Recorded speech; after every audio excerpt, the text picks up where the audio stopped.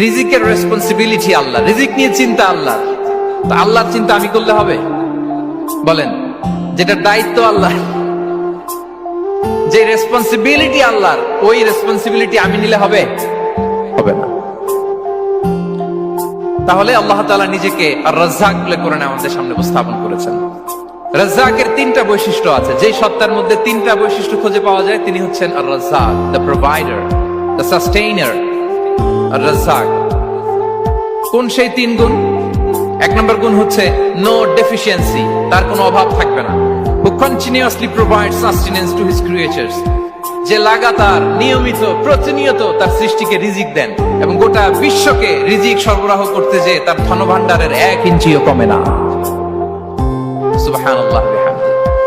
এই যে সাইয়েদনা আদম আলাইহিস সালাম থেকে শুরু করে আপ আনটিল নাও গোটা বিশ্বের সবগুলো মানুষকে, জিন জাতিকে, পক্ষীকুল, সাগরের অতল গহ্বরে দ্য ব্লু ওয়েল, নীল তিমিগুলোকে, বিশাল মাছগুলোকে, এই সব কিছুকে যে আল্লাহ তাআলা রিজিক সরবরাহ করছেন, আল্লাহর যে ধনভাণ্ডার একটু কমে আসার কথা না এতদিনে?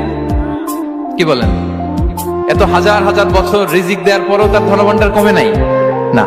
আল্লাহ বলে তোমাদের যার যা লাগবে, যার যা চাহিদা, যার যেটা দরকার সবও যদি দিয়ে দেয়, আমি আল্লাহর ধনভাণ্ডারের 1 ইঞ্চিও কমবে না। আর Razzak যুল কুওয়াতিল মাতিন, the provider, the sustainer. তাহলে রাজ্জাক হতে হলে ওই সত্তার তিনটা গুণ লাগে। এক হচ্ছে নো ডেফিসিয়েন্সি, তার কোনো ঘাটতি থাকতে পারবে না।